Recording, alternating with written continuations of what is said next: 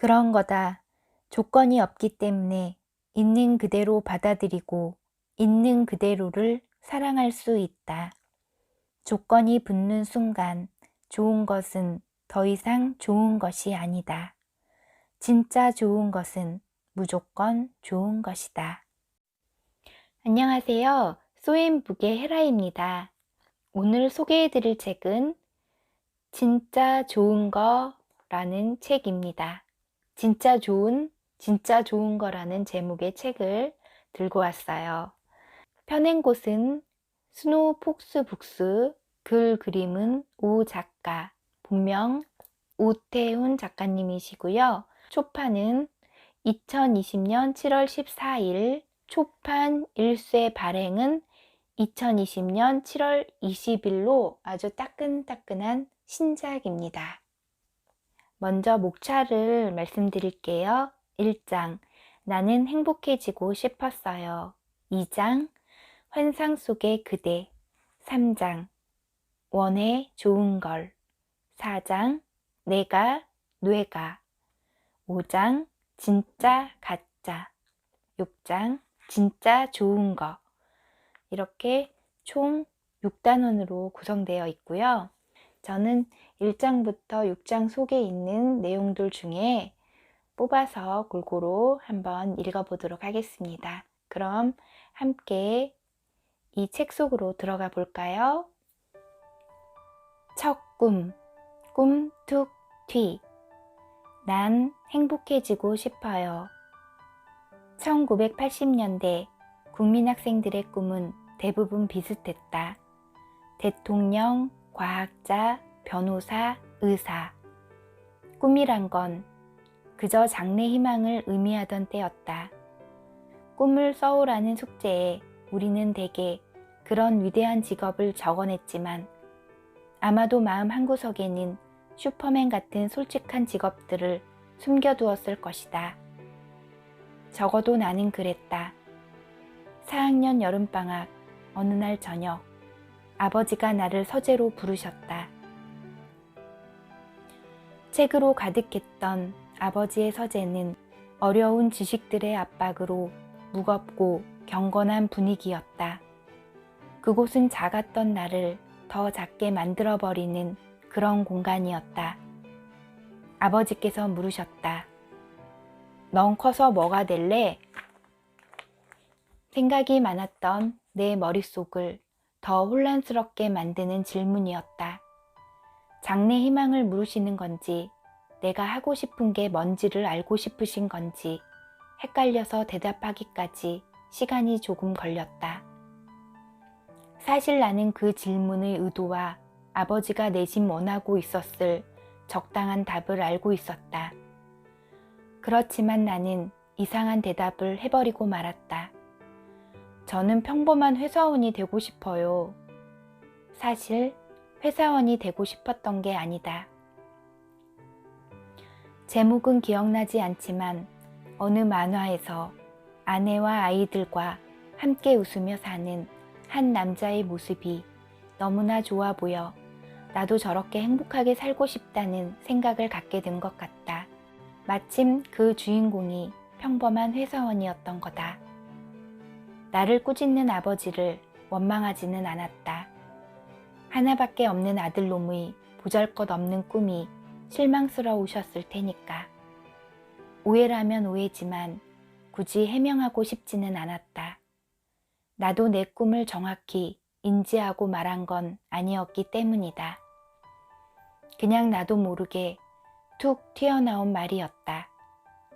그 공간이 주는 스트레스 때문에 잠시 정신이 몽롱해졌던 탓인지 아니면 종이와 잉크 냄새에 섞인 화학 성분에 취해서 그런 건지는 모르겠다.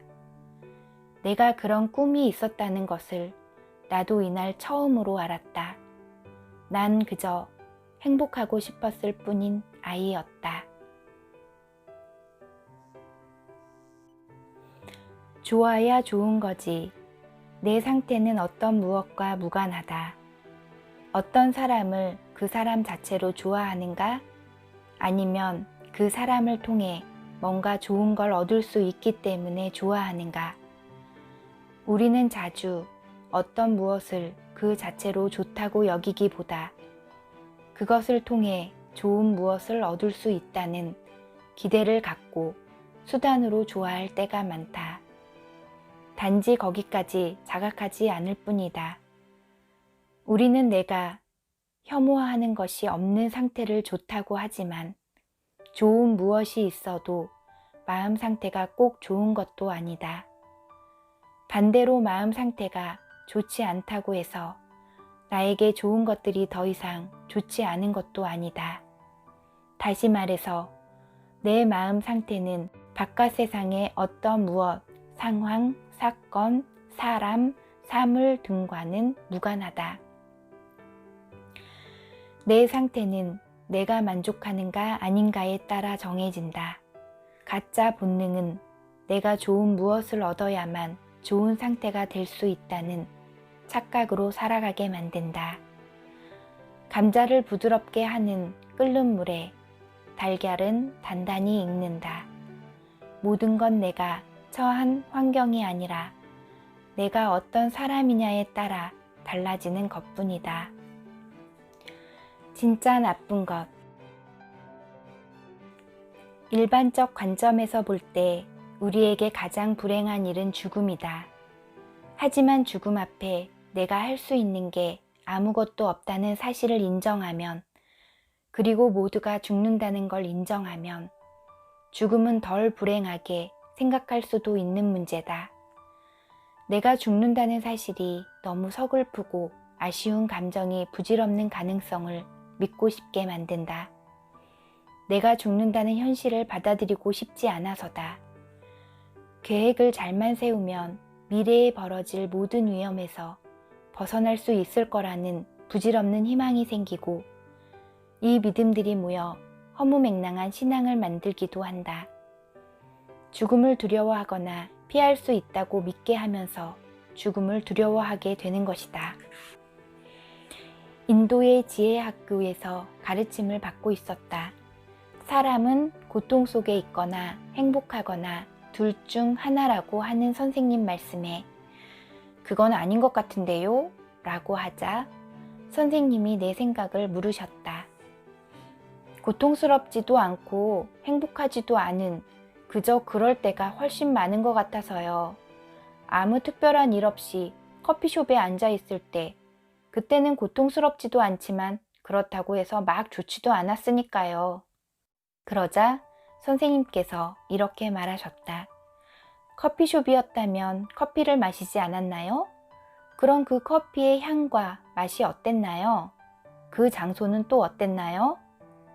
한 대 맞은 느낌이었다. 내가 그저 그렇다라고 생각했던 그것은 결코 그저 그런 경험이 아니었다. 내가 온전히 주의를 기울이지 않았기 때문에 그 괜찮은 경험을 하지 못한 것이었다. 모든 경험이 다 그랬다고 생각하니 정신이 번쩍 들었다. 시간. 시간과 마음은 불가분의 관계에 있다.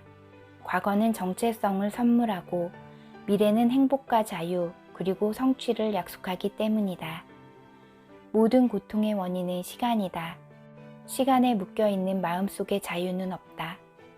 나는 결코 미래에서 자유로울 수 없다. 미래에서는 아무 일도 일어날 수 없고 무슨 일이든 오직 지금에만 일어날 수 있다. 대부분의 사람은 이것을 얻고 저런 것에서 자유로워질 때 그때가 되면 나는 만족할 것이라며 무의식적으로 미래의 어딘가에 있을 천국을 만들어낸다. 진정한 행복은 평정심이 가득한 존재 그 자체이며 지금 이 순간 모든 느낌, 모든 감각, 그리고 과거와 미래에 대한 생각과 감정으로부터 자유로울 때에 있다. 행복과 자유를 방해하는 가장 큰 장애물은 시간이라는 허상이다. 오직 지금만이 진짜다. 틈, 사이 공간. 자연은 세상을 빈틈없이 채우지 않았다. 나는 끊임없이 생각하고 계속 무언가를 한다. 이제 행동과 행동 사이, 그리고 생각과 생각 사이에 틈을 찾아야 한다. 그 사이에 휴식이 있다. 사이 공간에 평화가 있다. 틈은 만드는 것이 아니라 발견하는 것이라고 했다. 틈을 찾으려는 의지가 있느냐 없느냐의 문제라고 했다. 틈은 언제 어디에나 있다고 했다. 낮과 밤 사이에 저녁이 있고 밤과 아침 사이에 새벽이 있듯 생각과 생각 사이, 들숨과 날숨 사이, 그 사이 공간에 쉼이 존재한다. 자연은 세상을 빈틈없이 꽉꽉 채우지 않았다. 세상 만물은 사이 공간을 매개체로 서로 연결되어 있다. 무념의 틈새를 찾아야 한다. 걱정 마, 안 죽어. 패닉 탈출. 힘들어 죽겠다. 짜증나 죽겠다. 일하기 싫어 죽겠다는 말을 자주 하지만 우리는 그 정도로는 절대 죽지 않는다.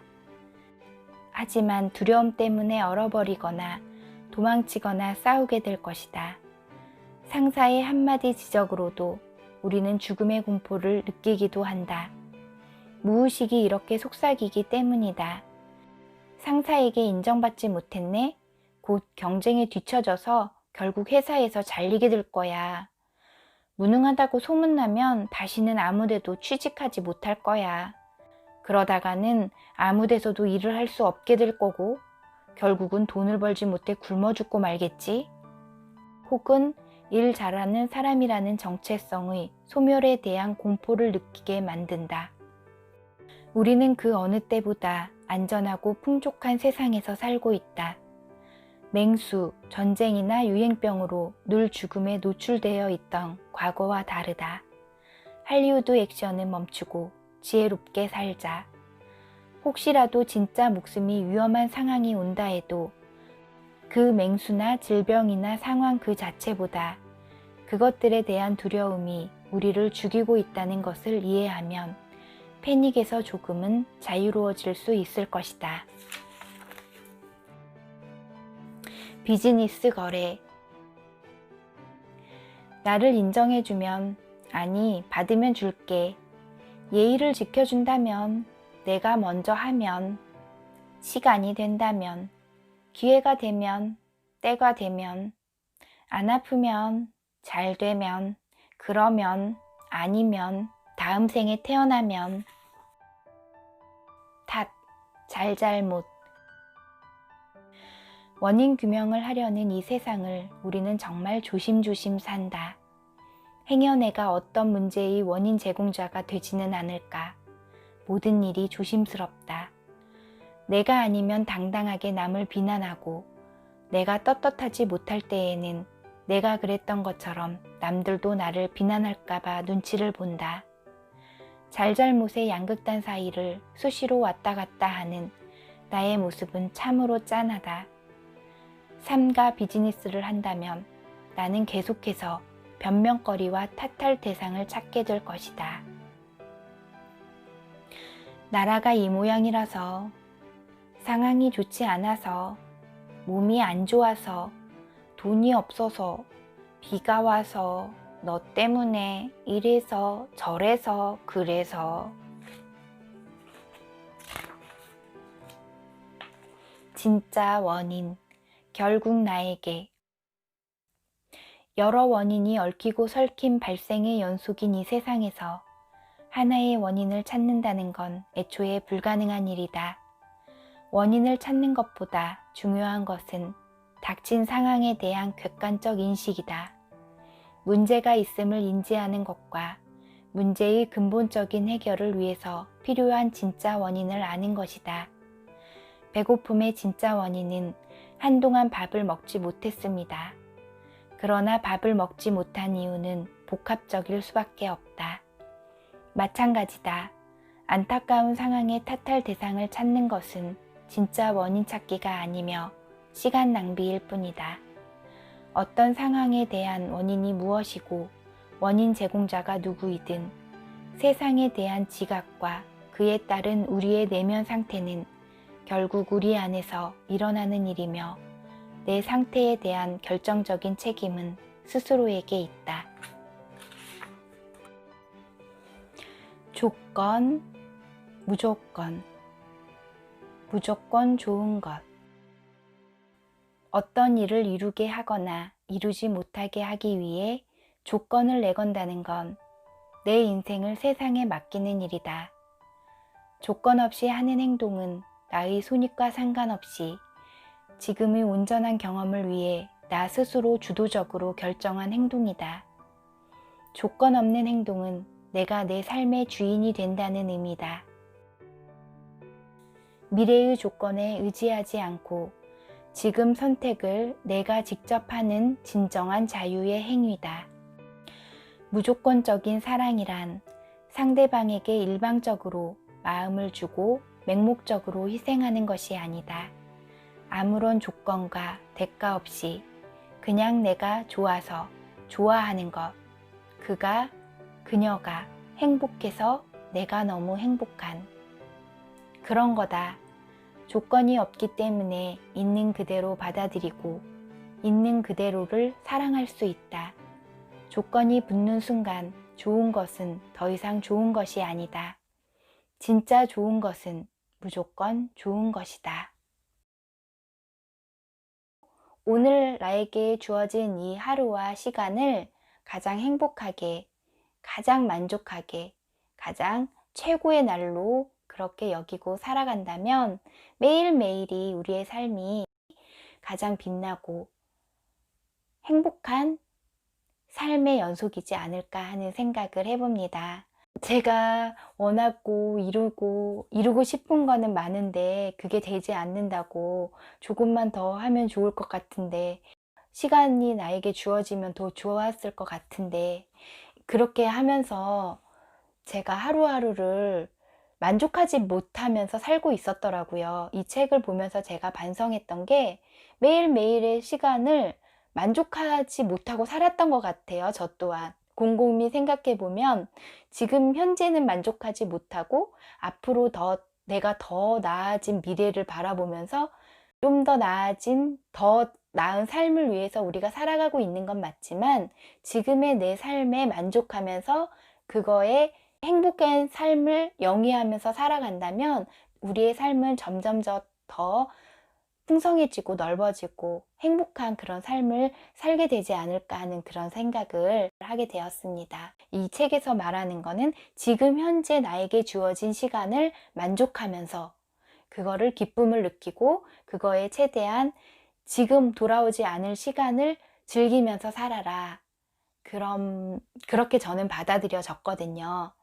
지금의 이거를 혹시 보신 분이 계시다면 그냥 지나치지 마시고 구독과 좋아요 눌러주시면 정말 감사하겠습니다. 그럼 오늘도 행복한 하루 되시고 매일매일의 우리의 삶이 매 순간 만족하는 그런 삶이 되기를 바라면서 오늘은 이만 마치도록 할게요. 그럼 다음 시간에 만나요. 감사합니다.